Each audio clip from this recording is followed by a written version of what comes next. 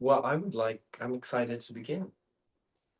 I was wondering if you could tell us a little bit about your story, your path of meditation, your path to awakening, starting wherever you like. Speaking of working hard, I do remember seeing that you did work really hard at the World Bank, probably for a few years before you decided to become a full-time meditation teacher. I was wondering if you could tell us a little bit about that transition and maybe a little bit about your path. Yeah, sure. And first to say, like, I'm finding myself very touched by being here with everybody, and I'm kind of more interested in hearing from more of you. Having said that, I'm happy to sit in the seat right now. Another day to listen to somebody else sit in the seat. Thank you for having me. Yeah, I think I've always felt a very deep calling to be of benefit, and I was searching around for that for a long time, and it seemed like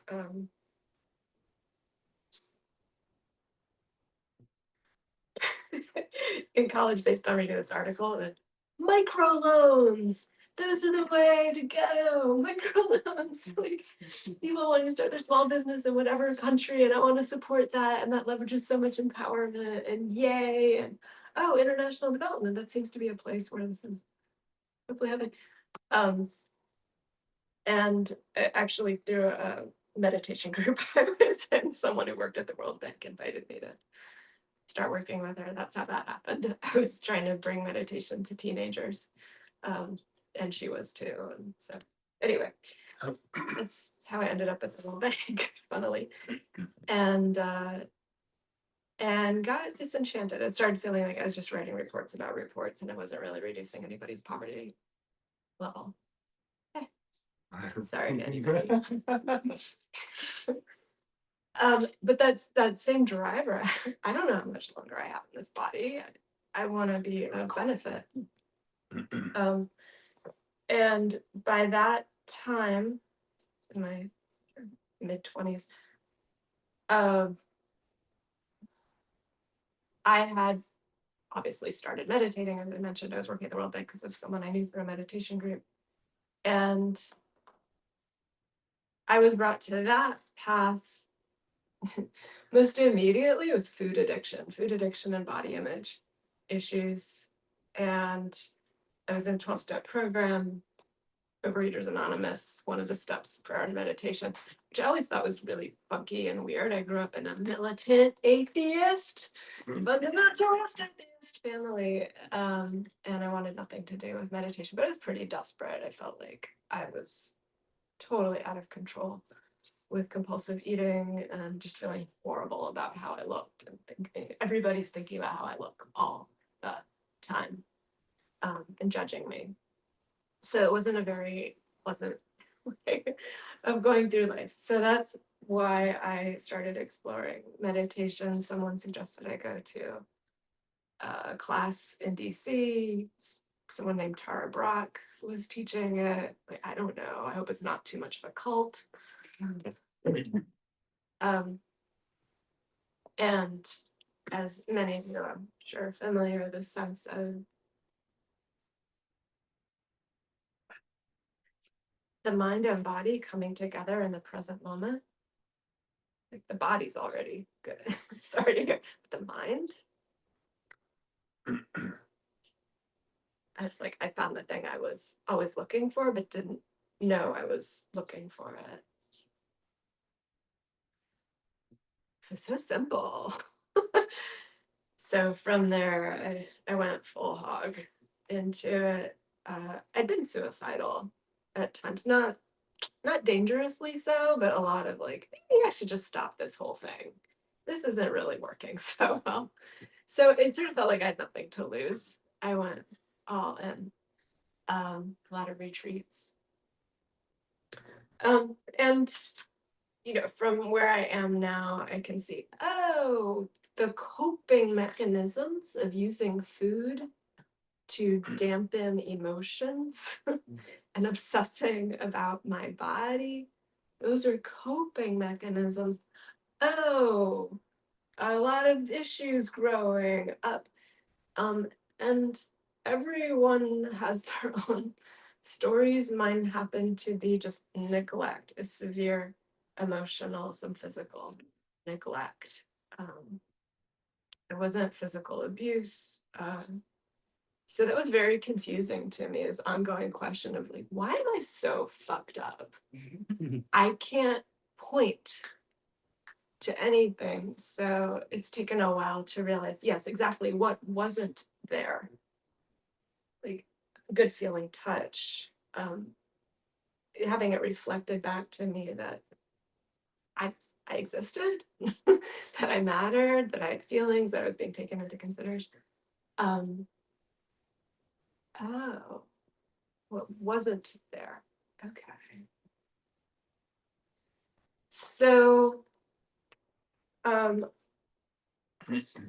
you mentioned World Bank, what happened there. As I mentioned earlier, I just felt like I'm not sure I'm really being of benefit here. And won't go into all the details, but I did read a book called Find Your Career in Business. I've been schlepping it around with me for like however many, like 5 different moves. Seems like I moved houses every 1 to 2 years. I never really read it, but I happened to open it up and it said, make a list of people you're jealous of. Jealousy. Oh, jealousy. And it was painters, like with great paintings, people who play music in groups, and tar I thought that's completely useless. I can't make real money at any of those things. But I was encouraged by some mentors, mainly from 12-step groups. Try out the meditation thing. And as soon as I did that, I hadn't told Tara, but she pulled me aside and said, I want you to start staying after and talking to me about how you would have responded to the questions that were brought up. What? So she started mentoring me, and it felt right to make that into my career. I actually went back to the World Bank teaching mindfulness for about 7 or 8 years. It was really weird going back as a mindfulness teacher and being at the front of the room, whereas I'd been like a short-term consultant, for years. It was a bizarre identity shift. But until I got my business off the ground, I was doing a bunch of different other work, including one that was really helpful a couple days a week. My main task was making sure paper towels were stacked in the break rooms. And at that point, I had an MBA, a master's in public policy. I've been working at the World Bank. And it was really interesting to see as you're talking about, this kind of challenge of identity. It was really good for me. I just remember this one guy came into the break room one day. For some reason, he always wore suspenders. He's an older white man. Doing this, and he said, good for you. Good for you. As from stocking towels in the break room. Like, it's just as important as people like me who write policy on. I felt so violent toward him.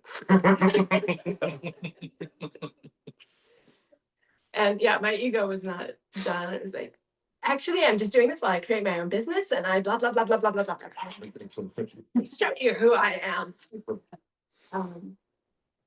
So that was a really interesting experience. And I was very angry at the universe for having it no longer feel right to do something that logically made sense, work at the World Bank, versus start a new business. At that time, 2005, like I didn't know anyone who was teaching mindfulness for a living, except for just high up people who were publishing and doing the speaking circuit and everything, but definitely not teaching at workplaces. So it just seemed very weird.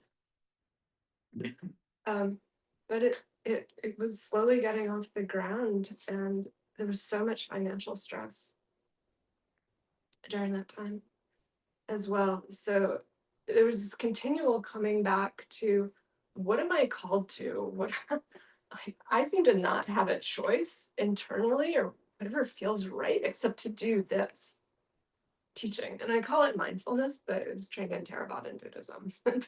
I translated all the words to non-Buddhist language. And that's often what it's called now anyway. Yeah, there was just like, no, this is what you do. You're gonna do, yeah, you're struggling with money. Yeah, you have to house sit because you can't pay rent.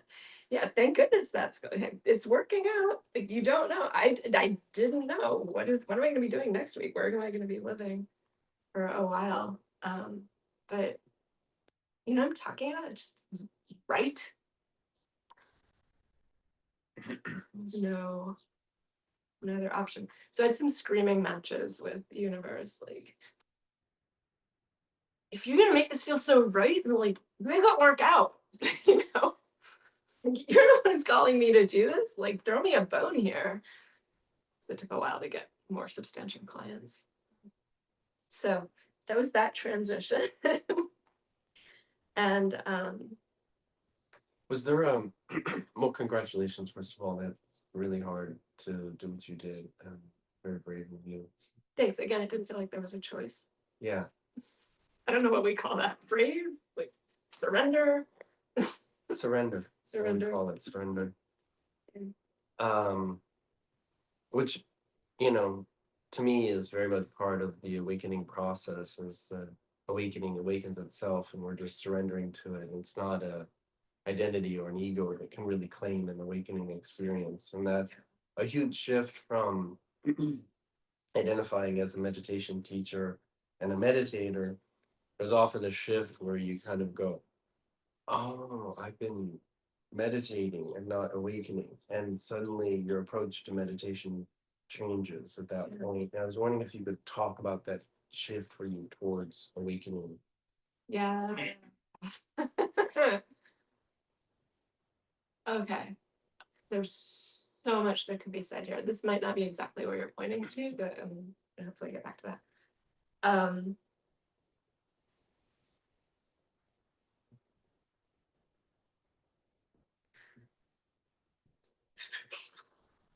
So for me, the incentive to meditate in the first place was to just not feel like crap and hate myself. That's true for a lot of people. Suffering inspires a lot. um,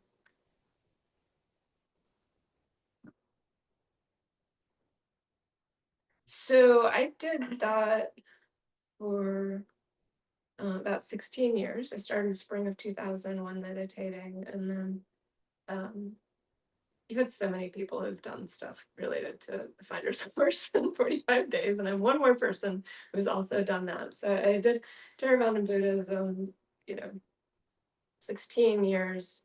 The longest retreat I did was 2 months at Spirit Rock. Was teaching it. Honestly, I wouldn't say I had an awakening from that. It wasn't technique that worked for me, and as you might now be familiar with hearing different folks say, very important to find what works. What works for you, instead of just believing other people do this thing and they say it works, so I should just do that same thing. Like, yeah, it might work great for them. And it wasn't for me. And a technique from what was called the Finder's Course, which is like a survey of all these kind of best practices for awakening. The one that worked best for me, I would describe as childlike wonder and appreciation. In the Finders. Yeah. Was that the PCE? Yeah, PCE. They do that. Greg's in it right now. They do that. I just started that. Oh, cool. Oh, you just started it now. Yeah. Okay. 45 Days to Awakening is the shortened version. Yeah, pure consciousness experience is PCE. Another name for that is unprovoked happiness. So you're talking about this background of pity, joy. Just like, there's no reason. There's joy. There's this natural state.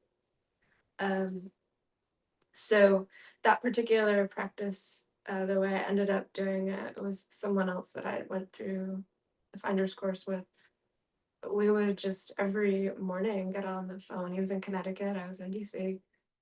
Half an hour, we would wander about our respective neighborhoods, talking about what provoked a childlike wonder. We describe it to each other. Did the bubbles work? The video of bubbles. There's a slow motion video of people like creating enormous bubbles. No, I didn't like the videos. You didn't. I need like the real life stuff. Other people love the videos. So yeah, we would just describe what was provoking wonder. And yeah, like describe the rings of a cut down tree. I'd just be so into it. And then he would describe a duck because he happened to live near a body of water with ducks. And that was it. That's the whole thing. And I would do it on my own sometimes. I had this particular pillow which had an embroidered design on it. And I loved looking at it. It's just that childlike sense, like folks were talking about childlike sense. Wow. Oh my gosh. This natural joy would arise. So that happened. And then as is quite the norm that fluctuates a lot. It's not like a static, I got it. Happily ever after. And I've come to see like maybe the honeymoon period, it's different obviously, maybe 3 months on average, I don't know, before a deeper conditioning comes up because there's been a safety upgrade inside. So That's a good way of saying that. Safety upgrade. Say it I like again. that. Yeah. What is this? Is this like? Yeah. Is this like IT terminology that I don't know? Sure. I got it from Jason Saul, Mm. who is also part of this finders community. I'm talking more about him in a second.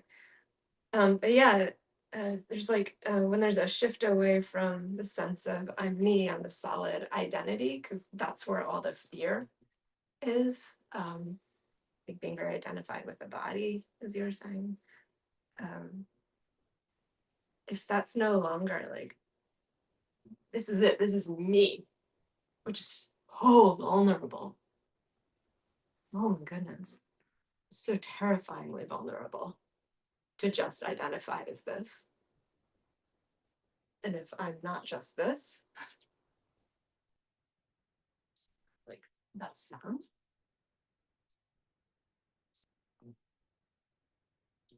The temperature of the air on the skin, and just like there's no beginning or end, it's just everything, then like that's less scary. It's just less scary. And when things are less scary, there is still conditioning from trauma, neglect, what have you. Just things we've learned that has more space to come up and be felt. So, Do you still do unprovoked happiness types of walks or things like that, or is that part of your practice still, since it provoked the first shift, so to speak, or unprovoked the first shift? I stopped doing it consistently. I started having ego terror attacks. Because not everything in me was cool with. Because the world feels so intimate, it feels too close. The world, or No, I was afraid of awakening more. oh, gotcha. Okay. I was afraid of progressing more. 20 December 2019, I had like 4 ego attacks. You could call them panic attacks, but it seemed like more intense than that. It thought I was not dying per se, but like gonna spin off into having zero connection with the world and people and would be connected. There would be no shared reality. I was terrified of that. I can now see like that must have been what I felt very, very, very young. That's what was coming up for healing. I didn't have a way of making sense of it at the time. I stopped meditating. Or doing any practices. I was still teaching. And yeah, it just took me a while and some other more focused trauma healing maneuvers to address that. What kind of trauma work did you do to deal with that? Yeah. It's funny, I think like just like with awakening practices, different trauma healing modalities are different for each person. So we kind of have to find what works for me here too. For me, mainly doing internal family systems. Talk in terms of talk or meditation or both. Or... It helped me to talk about it out loud. For the super scary stuff, for me to try to do it by myself in meditation, I would just start thinking about something else. All the normal hindrances would kick up. I'd fall asleep, plan. I couldn't do the really, really deep trauma work. I just had to have another person with me and I could talk myself through it. I see individuals and I use a mix of different trauma healing modalities and awakening techniques for them. So I knew how, but I just couldn't do it by myself. So I just have a friend stay with me while I talk to them. Internal family Systems, yeah. Dick Schwartz, Richard Schwartz. Is the creator, and it's basically finding that anything in me that doesn't feel calm, confident, courageous, creative, There are 8 C's. passionate. I can't remember the other 3. It's great already. They call that the big self.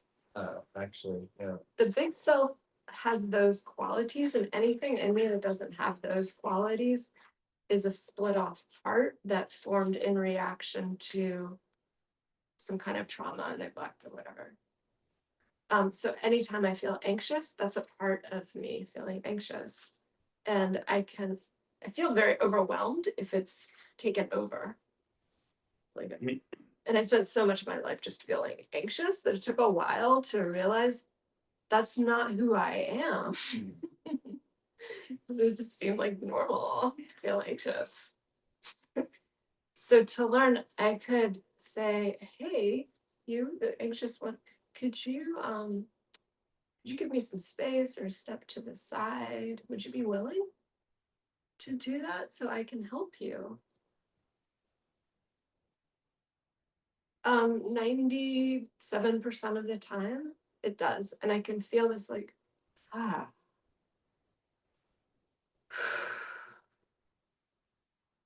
there's still sensations there, but it's like being with a friend who's going through something instead of it's me going through something. And then I can get to know it in a very compassionate way. Yeah, would you say you're feeling anxious, or how would you describe how you're feeling?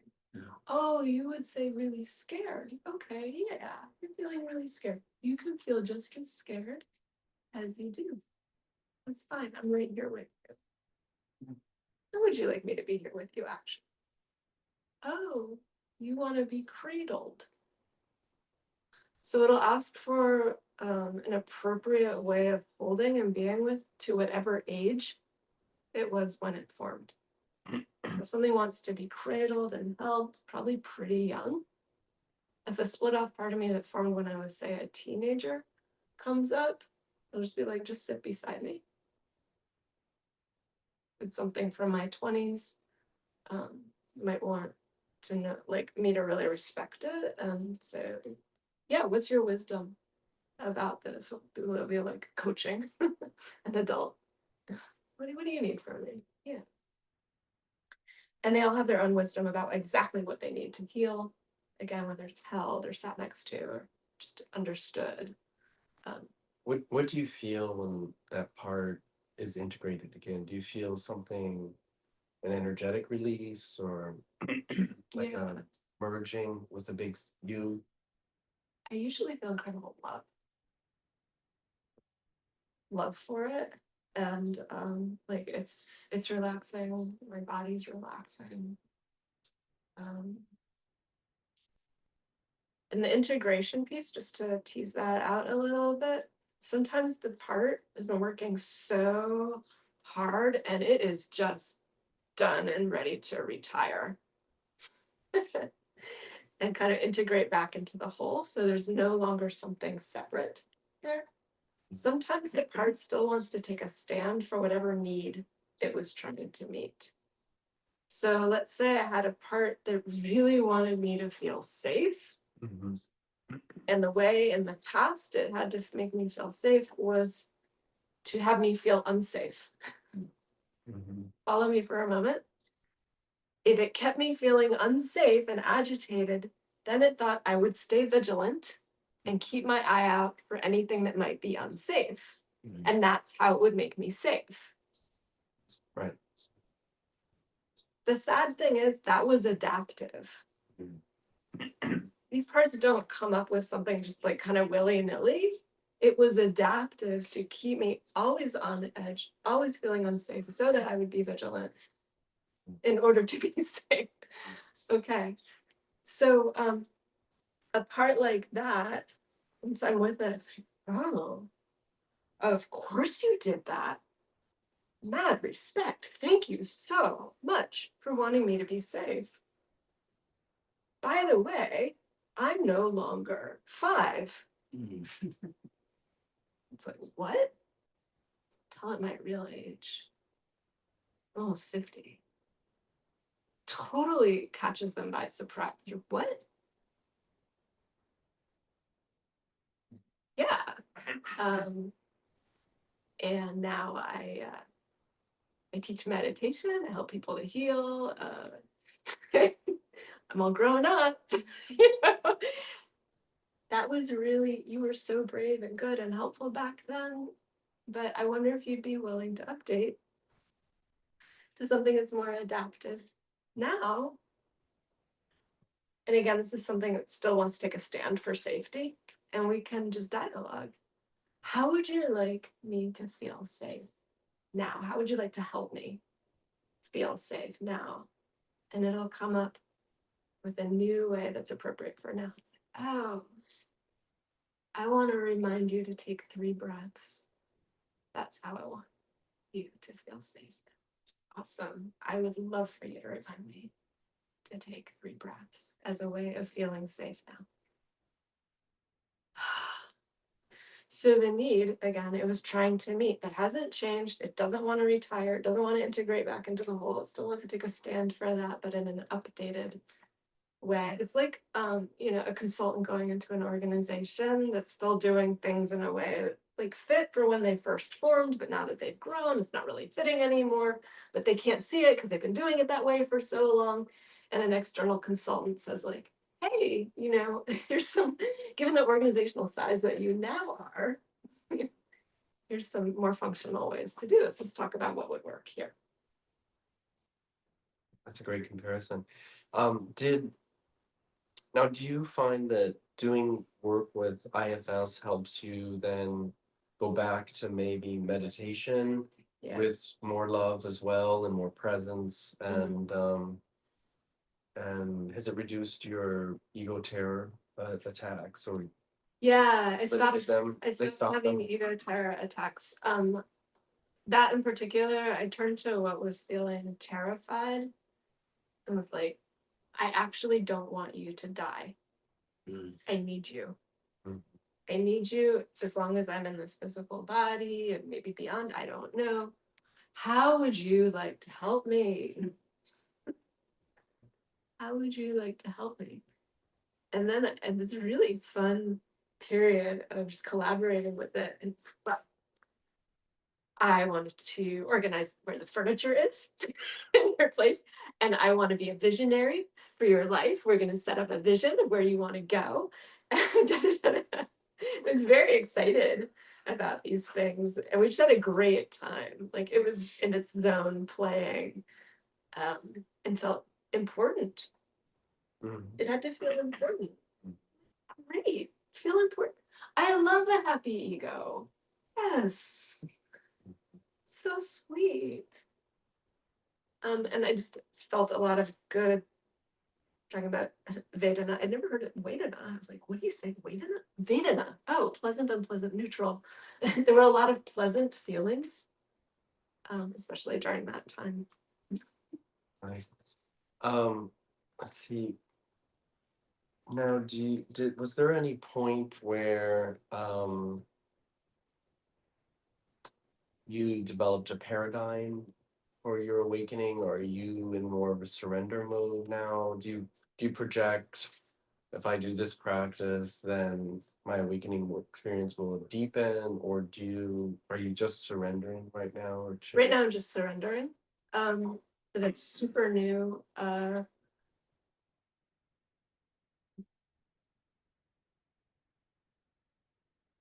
Yeah. Yeah, different practices worked for a while and then they wouldn't. uh I started noticing very recently just complete lack of motivation. Mm. So this is a very typical phase. It's called cocooning, where some kind of egoic structure has collapsed. So I've had a very, very strong egoic structure around striving, basically, trying really hard to make things work. So I've had a spreadsheet of everything I eat and I weigh it, everything I eat, and I track it, the calories on the spreadsheet. Because like this is what will keep me safe, coming from a history of compulsive eating. All right, do this thing, we're gonna keep this under control. So that's just one example. Another is like constantly I need to do stuff for my business and clients, and it's like I just can't rest, or if I'm not doing that I need to be exercising.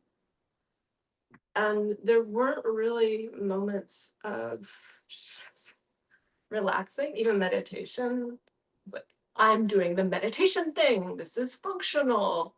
There was this underlying drive that was unapparent to me, unconscious to me, making it all happen. And then I mean, I've been doing different awakening practices, so who knows what led to what, but there was some like really interesting trigger.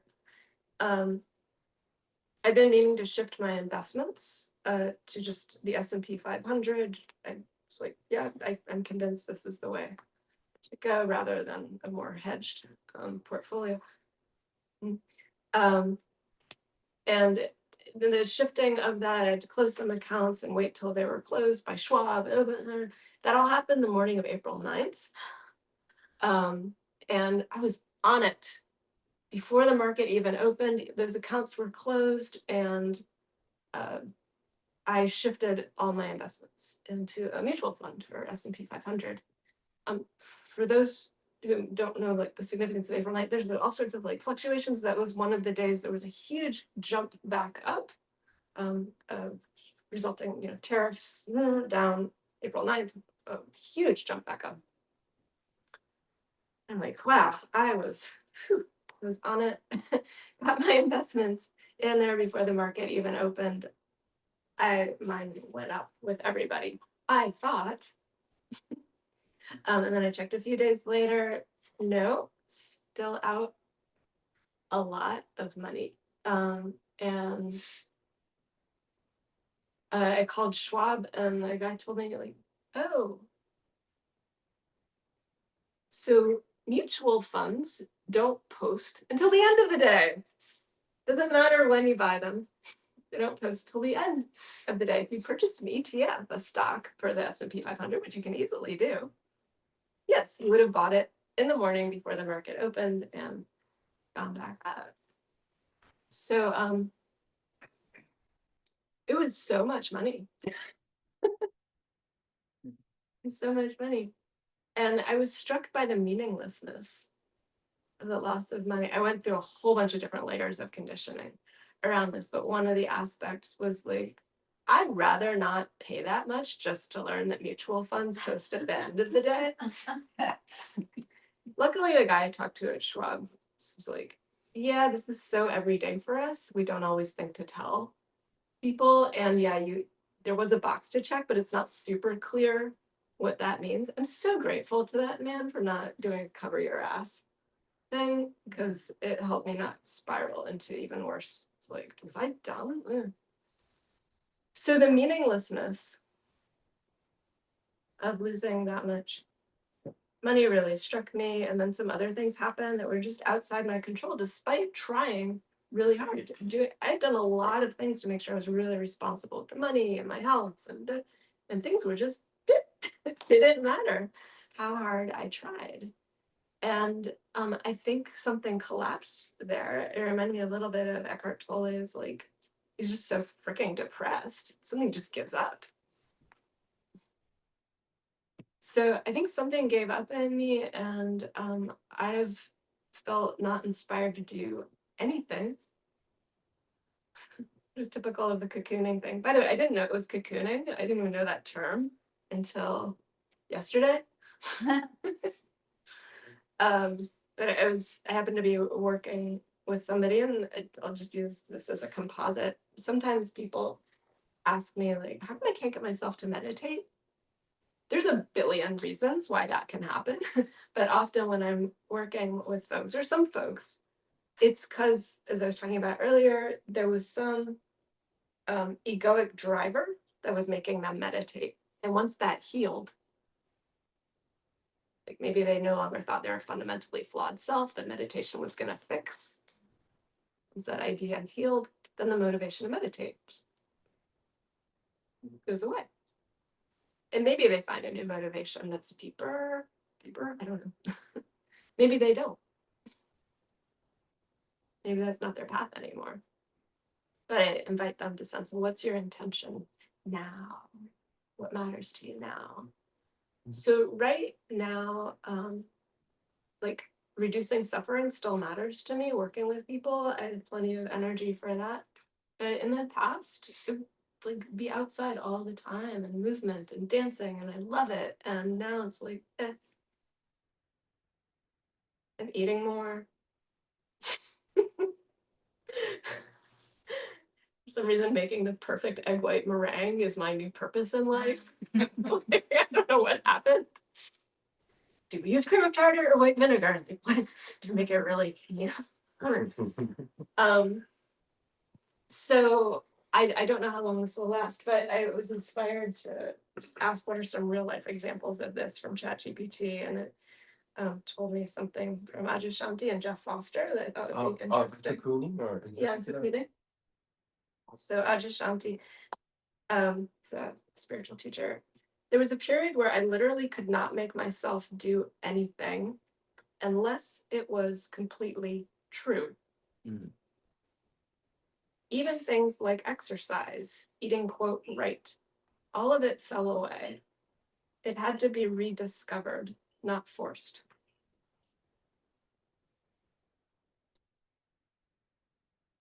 That was Adyashanti. Another spiritual teacher, Jeff Foster, talks about lying on the couch for days, eating heavy comfort foods and gaining weight, but realizing that what his system needed most was profound gentleness, not judgment.